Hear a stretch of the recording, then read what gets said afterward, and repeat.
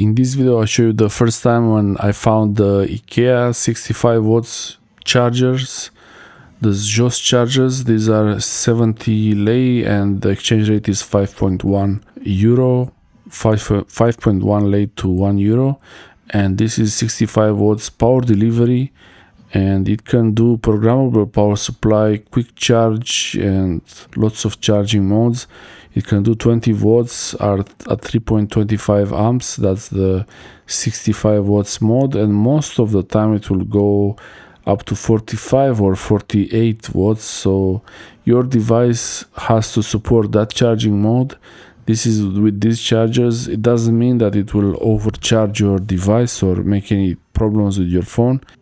The charger and the device, the phone, they will communicate with each other and choose the best charging speed, the best charging protocol. Oh, so big, so heavy. It's really surprisingly heavy, and this is the European style of connector. It's not the UK plug. When it is lighter, but I prefer the UK plug. It's more safe. 65 watts power delivery, and it's only one port, one USB-C port. And in Ikea they told me that the people working there, they told me it's okay to use the 60 watts, those 60 watts charging cables. I wasn't really so sure about it, but I was reading that there is like a headroom for the 60 watts chargers, the cables.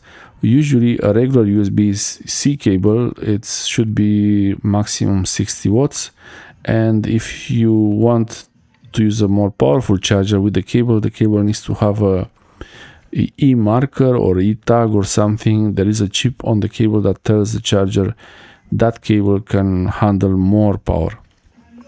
So you have all this information here, and also the power consumption is 0.08 watts when it's not in use.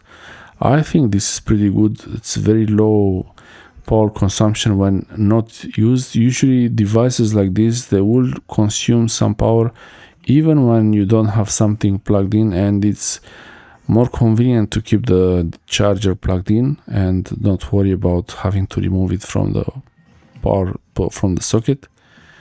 And yeah, if you need a charger for your laptop even, or a tablet or a phone, these are great. There is a problem with this charger and my iPad Pro M5. When it reaches the charging limit, it then stops and starts and stops and starts again. But other than the iPad Pro M5 problem with the Sjoss charger 65 watts, it's really no big deal. No other device does this. It can charge my MacBook Air without any issues. I hope this helps you. Thanks for watching.